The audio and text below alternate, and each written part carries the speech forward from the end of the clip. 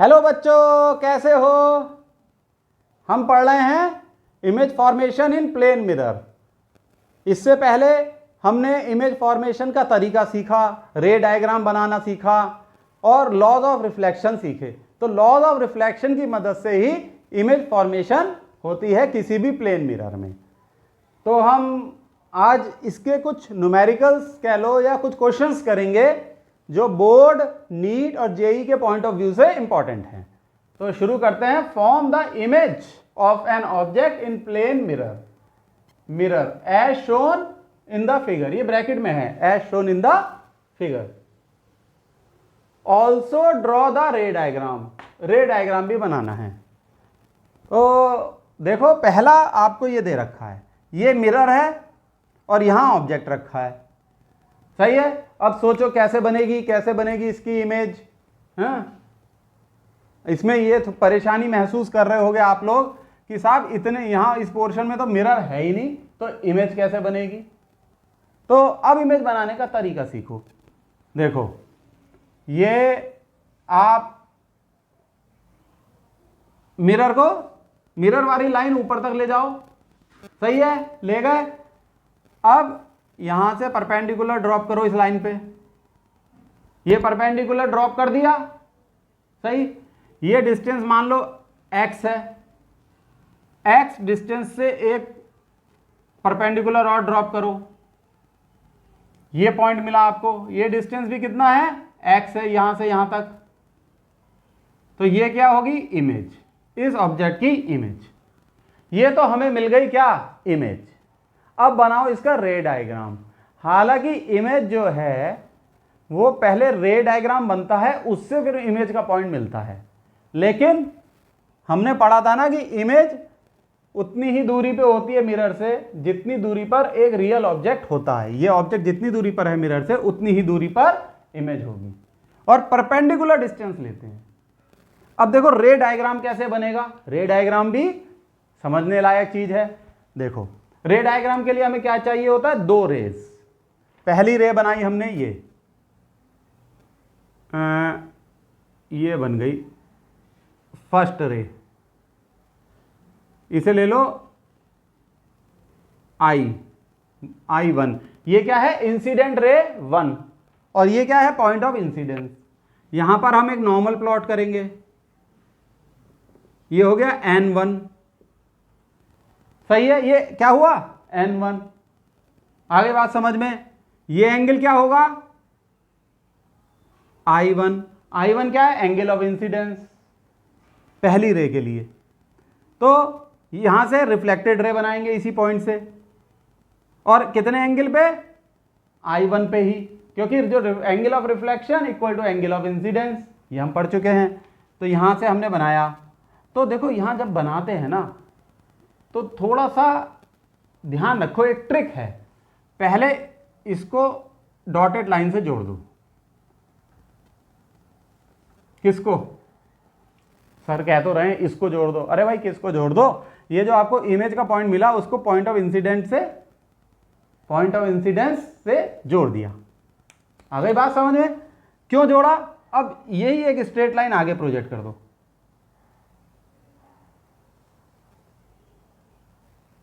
लो साफ कर दी। ये जो आपकी स्ट्रेट लाइन है, ये क्या है, R1, रिफ्लेक्टेड रे 1। और ये क्या होगा, small r1, angle of reflection. यहीं से आपको नजर आ रहा होगा I1 इक्वल टू R1, सही है। देखो, एक्चुअल में तो हम ये करते हैं, थोड़ा सा बात को समझो आप हैं। एक्चुअल में हम ये करते हैं, ये रे गई और ये रिफ्लेक्ट हो गई, इस तरीके से रिफ्लेक्ट हुई कि I1 इक्वल टू R1। फिर इसको हम पीछे प्रोजेक्ट करते हैं। आई बात समझे। लेकिन हमने क्या करा, इस पॉइंट से पहले प्रोजेक्ट कर दिया और पीछे ले आए। ये एक ट्रिक है बनाने की, इससे ना गलती के चांस नहीं होंगे आप, ठीक समझ गए। अब दूसरी रे ले लो। देखो, बात को समझो फिर से। दूसरी रे भी हमें मिरर में ही लेनी पड़ेगी। यहां चलो, ये ले ली हमने, ये ले ली, ये I2 है, सेकेंड इंसिडेंस रे है, सेकेंड इंसिडेंट रे। अब यहां क्या करोगे, स्टेप क्या कहता है, नॉर्मल बनाओ। ये नॉर्मल बना दिया, ये हमने नॉर्मल बना दिया। ये चलो N2 हो गया, N2 हो गया। ये छोटा N2 है, हो सकता है देखने में परेशानी हो रही हो, लेकिन समझ में तो आ रही है बात। अब क्या करोगे, यहां से रिफ्लेक्टेड, अच्छा हाँ, ये I2 एंगल ऑफ इंसिडेंस 2। अब रिफ्लेक्टेड रे कैसे बनेगी, वही हम पुराने वाली ट्रिक लगाएंगे। इसे जोड़ दो, इसे किसे, ये पॉइंट ऑफ इंसिडेंस है, इसको इमेज के पॉइंट से जोड़ दो।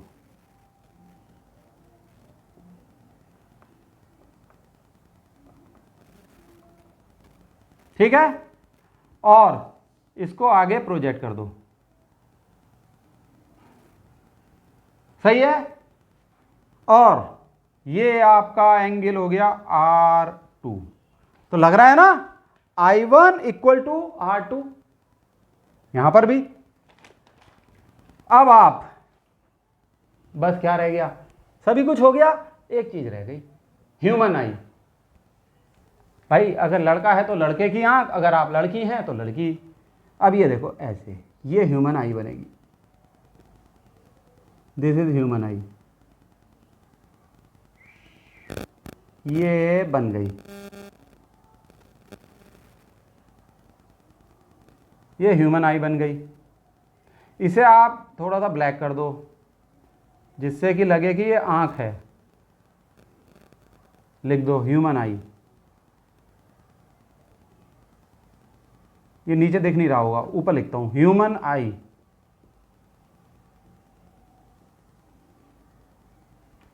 ये क्या है आपका, ये है रे डायग्राम। इस तरीके से बनता है रे डायग्राम। आ गई समझ में बात, सही है। ये बनाया, ये रिफ्लेक्टेड रे पहले से ही प्रोजेक्ट कर लिया। फिर दूसरी, दो रे लेते हैं, याद रखना, दो रे। मेथड समझ में आ गया, चलो बहुत बढ़िया। बच्चों इस सेकंड क्वेश्चन को देखो फिर। ये इस क्वेश्चन में ये तो साहब आपका प्लेन मिरर है और पॉइंट ऑब्जेक्ट है यहां, तो ये जो है क्वेश्चन पॉइंट ऑब्जेक्ट के हैं। अब आप देखो इस क्वेश्चन में ना बच्चे क्या कंफ्यूज हो जाते हैं, ध्यान से देखो। पहले तो हमने क्या करा था कि ये जो ऑब्जेक्ट है इस तरीके से परपेंडिकुलर ड्रॉप कर दिया मिरर वाली लाइन पे। तो बच्चे क्या करते हैं ना, इस तरीके का परपेंडिकुलर ड्रॉप करने लगते हैं, ऐसे इस तरीके से, ये साहब ये वाला परपेंडिकुलर ड्रॉप कर दिया। नहीं, ये गलत है। सही है, क्यों गलत है सर, ये तो बता दो क्यों गलत है। गलत इसलिए है कि परपेंडिकुलर जो होता है वो मिरर पे ड्रॉप किया जाता है। किस पे ड्रॉप किया जाता है, मिरर पे। तो मिरर पे जो परपेंडिकुलर ड्रॉप होगा वो ये होगा, देखो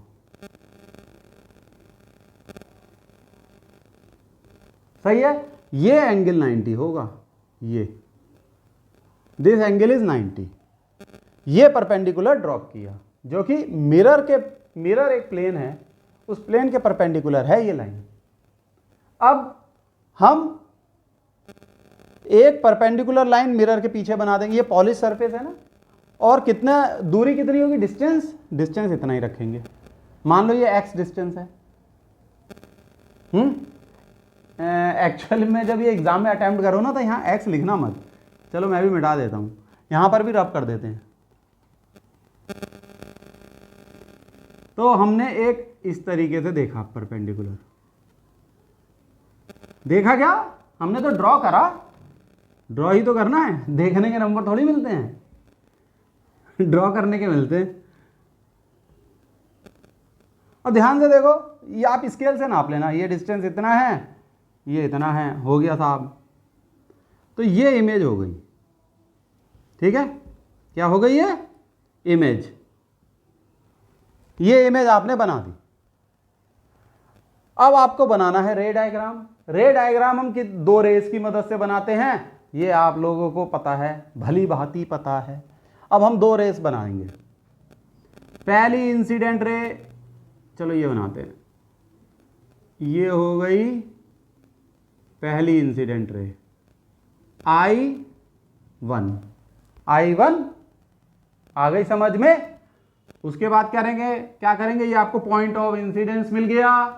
अब यहाँ हम नॉर्मल बनाएंगे, ये बन गया, चलो I1 थोड़ा पीछे लिख लें, ये I1 है, ये हो गया N1, और ये एंगल क्या होगा, स्मॉल I1, यानी एंगल ऑफ इंसिडेंस पहली रे का। अब इससे रिफ्लेक्टेड रे बनेगी, तो रिफ्लेक्टेड रे ऐसे जाएगी, इसी एंगल के बराबर होगी, I1 के बराबर ये जो एंगल होगा, because angle of reflection equal to angle of incidence. फिर वो पीछे प्रोजेक्ट करेंगे तो यहां मिलेगी। यही तरीका होता है। लेकिन हम क्या करते हैं, हमने कौन सी ट्रिक लगाई, हम इस पॉइंट को, पॉइंट ऑफ इंसिडेंस को इससे जोड़ देंगे। जोड़ दो साहब, डॉटेड लाइन से जोड़ना,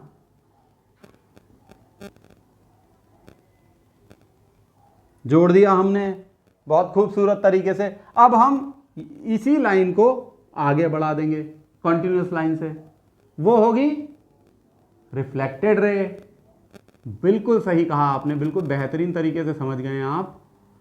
अरे रुको, ये रिफ्लेक्टेड रे हो गई आपकी, ठीक है।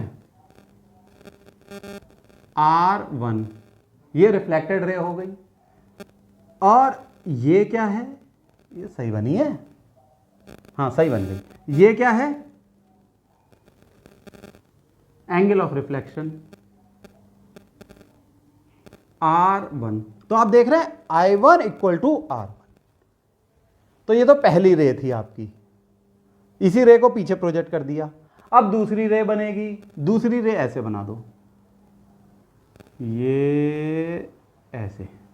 आप तो बच्चों स्केल का यूज करोगे ही, आपको क्या टेंशन है। अरे सर सारी टेंशन तो हमें ही है। आप सोच रहे होंगे सर को क्या टेंशन है, आपको तो पढ़ना है, जाने क्या क्या करना है। चलो हो गया। चलो अब ये पॉइंट हमें मिल गया दूसरी रे से, पॉइंट ऑफ इंसिडेंस। यहां क्या करोगे, नॉर्मल बनाओगे। लो साहब नॉर्मल बना दिया, N2, और ये एंगल क्या हुआ, एंगल ऑफ इंसिडेंस, इसे नाम दे दिया I2, सही है। अब ये रिफ्लेक्ट होगी, तो हमने क्या करा, इस पॉइंट को एंगल ऑफ इंसिडेंस से जोड़ दिया, ये इमेज वाला पॉइंट ये जोड़ दिया, तो रिफ्लेक्टेड रे हमें ये मिल गई। ओहो उल्टा हो गया मामला, R2, और ये क्या हो गया, small R2, angle of reflection, सही। लेकिन फिर भी एक बार मैं आपको याद दिलाऊंगा, जैसे ये इंसिडेंट रे आती है, फिर ये रिफ्लेक्ट हो जाती है, और रिफ्लेक्टेड रे को हम पीछे प्रोजेक्ट करते हैं, तो हमें इमेज का पॉइंट मिलता है, ठीक है। दो इंसिडेंट रे होती हैं, दो रिफ्लेक्टेड रे होंगी इमेज का पॉइंट लेने के लिए, और दोनों रिफ्लेक्टेड रे को पीछे प्रोजेक्ट करोगे तब हमें इमेज का पॉइंट मिलेगा, सही है। ये बहुत इंपॉर्टेंट है, क्योंकि यहां तो सिर्फ आपने इमेज, एक तरीके से इमेज आपने प्रोजेक्ट कर दी, मतलब इमेज बना दी। एग्जाम में जो थोड़ा हायर लेवल के क्वेश्चंस आएंगे, वो कहेंगे साहब इस इमेज के कोऑर्डिनेट्स निकालो भाई। तो पहले तो इमेज बनानी आनी चाहिए, ठीक है। तो जब कोऑर्डिनेट निकालने को आए ना, तो आप इमेज सिंपल तरीके से बना सकते हो कि O की इमेज आई, कैसे बनानी है आप समझ गए। उस वक्त आप रे डायग्राम मत बनाना, क्योंकि रे डायग्राम बनाओगे ना तो क्वेश्चन इतना लेंदी हो जाएगा। रे डायग्राम तभी बनाना जब पूछा जाए, या कोऑर्डिनेट नहीं पूछ रहे हैं, क्वेश्चन की वेटेज ज्यादा है, तो रे डायग्राम भी बना देना। वेटेज मीन्स ज्यादा मार्क्स का क्वेश्चन है, आई के कोऑर्डिनेट पूछे नहीं है, तो भाई उसको कुछ वैल्यू देनी पड़ेगी ना क्वेश्चन को, तो रे डायग्राम बना देना और क्वेश्चन को वैल्यू दे देना, सही। चलो ये क्वेश्चन सही से समझ गए, इसे उतार लो।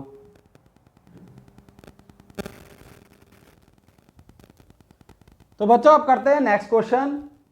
ये नीट और जेईई मेंस के लेवल का क्वेश्चन है। Determine the coordinates of an image of object O as shown in figure. तो अब ध्यान से देखो, ये ऑब्जेक्ट ओ है, इसकी इमेज बनानी है हमें। क्या बनानी है? इमेज, और उसके कोऑर्डिनेट्स निकालने हैं। रे डायग्राम मत बनाना इस केस में। और ये है मिरर। तो सबसे पहले तो बच्चे ये सोचेंगे साहब यहाँ तो मिरर ही नहीं है, तो वो इमेज कैसे बनेगी इसकी। तो हम क्या करते हैं, मिरर की लाइन को एक्सटेंड कर देते हैं, आगे बढ़ा देते हैं। लो साहब, बढ़ा दिया मिरर की लाइन को आगे, ये बढ़ गई। बहुत इत्मीनान से बढ़ाना पड़ता है भाई, स्केल नहीं है ना। ये मिरर की लाइन हमने आगे बढ़ा दी। अब हमें बनानी है इमेज। हमें पता है, अब हम परपेंडिकुलर ड्रॉप करेंगे इस पॉइंट। इसकी इमेज बनानी है तो यहीं से तो परपेंडिकुलर ड्रॉप होगा, कहीं और से थोड़ी। चलो साहब, इस पे परपेंडिकुलर ड्रॉप करो। ये हो गया परपेंडिकुलर ड्रॉप। ये पहले एक सिमुलेट कर लें हैं। हाँ, लगभग सही है।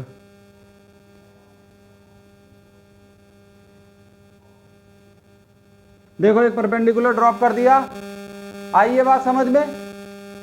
अब इतने ही डिस्टेंस पर, ये जो आपका डिस्टेंस है, इतने ही डिस्टेंस पर इमेज बनेगी।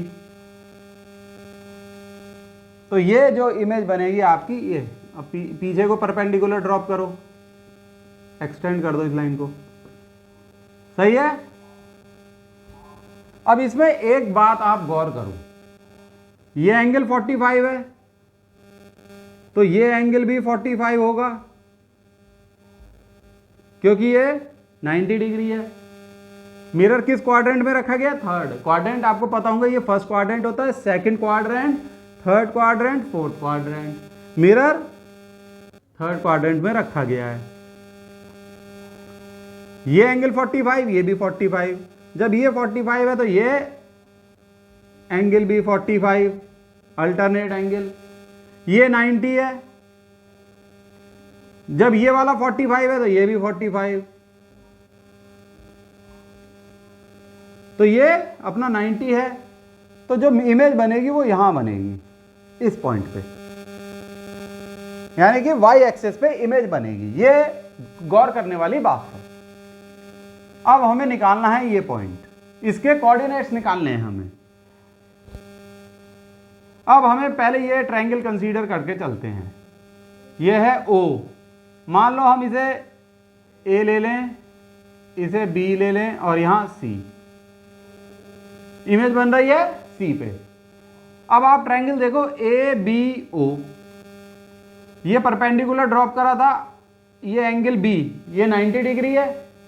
तो अगर हम ए बी ओ को देखें, ये एक राइट एंगल ट्रायंगल है और हमें ए ओ पता है। तो यहां आप ऐसे देख सकते हो। चलो हम यहां बना लेते हैं। सही? चलो अभी ये तो रफ है। बी पे राइट एंगल्ड, ये बी हो जाएगा, ये ओ और ये ए ओ 2 सेंटीमीटर है। और अगर हमें बी ओ पता लग जाए तो हमारा काम बड़ा आसान हो जाएगा। देखो, और बी ओ कैसे पता लगेगा?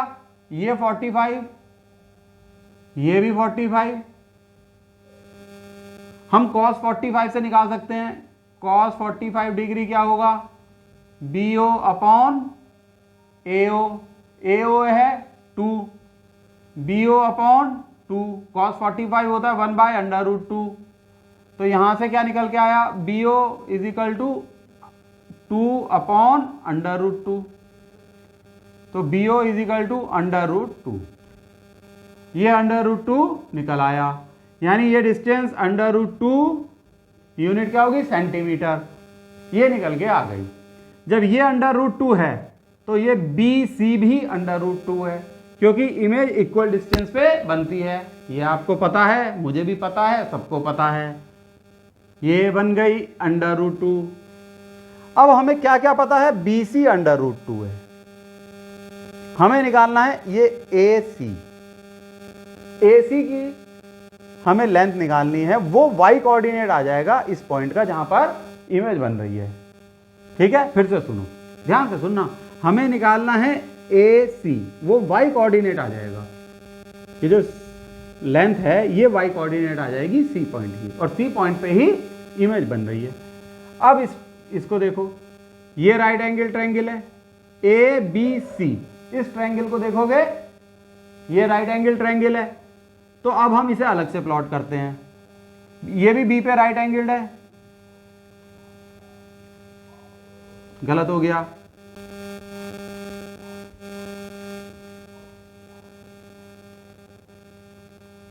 ध्यान से देखना बच्चों, देख रहे हो ना, देखो हमें पता है ए बी, ये यहां बी पे राइट एंगल्ड है, ये ए और ये सी, ऐसे बना लिया।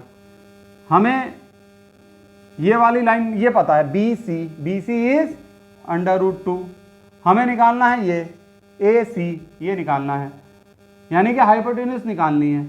ये 45 डिग्री है, एंगल ए 45 है, ये भी 45 है, तो यहां से हम ले सकते हैं साइन 45।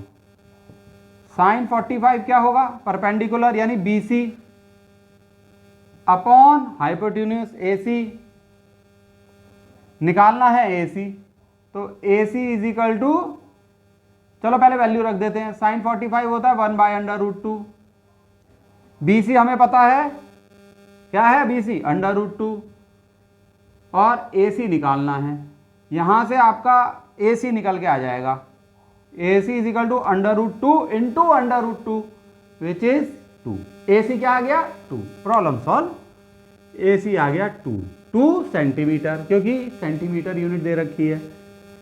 तो इसके कोऑर्डिनेट्स क्या होंगे, सी के एक्स कोऑर्डिनेट तो 0 है, वाई कोऑर्डिनेट 2, तो हो जाएगा 0,2। तो पूछ क्या रहे हैं, determine the coordinates of the image of object O, तो आंसर क्या होगा, coordinate of image is 0,2, this is your answer. तो वैसे तो डिफिकल्ट नहीं था, सिंपल ज्योमेट्री थी और कुछ रिफ्लेक्शन के कंसेप्ट थे। अभी आपसे बात करते करते मुझे लगा कि ये क्वेश्चन हम बिना पेन उठाए भी कर सकते हैं, दिमाग में मन ही मन सोच के कर सकते हैं। तो आओ मैं वो वाला तरीका और आपको बता देता हूँ। जैसे कंपटीशन में क्या होता है कि आप अंदर से ही सोच सोच के फाइनल आंसर निकाल सकते हैं, और ऑप्शन दे रखा होगा उसे खट से टिक कर सकते हैं। ये मैंने करा है, बोर्ड में आप इस तरीके से प्रेजेंट भी कर सकते हैं इसको, लेकिन कंपटीशन में तो आपको शॉर्ट ट्रिक्स चाहिए होती हैं। तो देखो वो शॉर्ट ट्रिक क्या है इस क्वेश्चन को सॉल्व करने की, सही है, करें शॉर्ट ट्रिक से सॉल्व।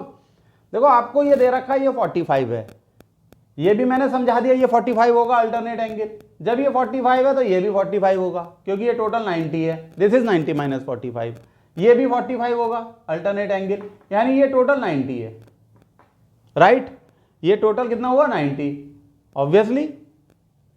अब आप ये देखो कि हमने यहां से यहां एक परपेंडिकुलर ड्रॉप करा, तो यानी ये एंगल 90 है, ये एंगल 90 है, तो ये 90 है, ये 45, तो ये कितना होगा, ये 45, ठीक।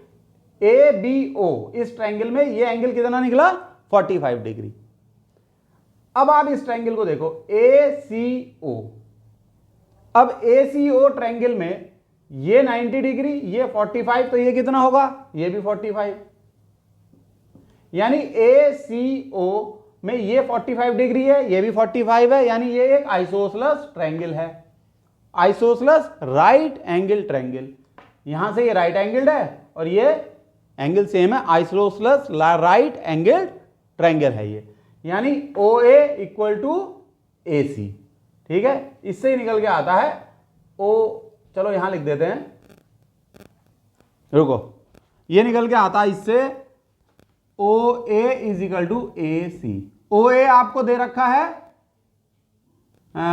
2, तो ए सी क्या होगा 2 सेंटीमीटर, यानी ये 2 सेंटीमीटर निकल के आ गया। पेन उठाने की जरूरत नहीं पड़ी, थोड़ी सी प्रैक्टिस अच्छी हो अंदर ही अंदर सोच के कर सकते हो। तो जब ये 2 सेंटीमीटर है तो इसके कोऑर्डिनेट क्या हो गए 0,2, सही है बच्चों। तो क्वेश्चंस करने से ये फायदा होता है कि शॉर्ट ट्रिक्स हमारे अंदर खुद ही डेवलप होने लगती हैं। ठीक है, इसलिए करो, प्रैक्टिस करो और ज़्यादा वैरायटी के क्वेश्चंस करो। सही है, तो ठीक है, फिर आज के लिए इतना बहुत है। मैं आगे से हट रहा हूं, नोट कर लो जो मैंने बोला है शॉर्ट ट्रिक में, वो मैंने यहां कहीं लिखा तो है नहीं, उसको दोबारा सुन सकते हो। सही है, बाय। आज के लिए इतना बहुत है, बाय।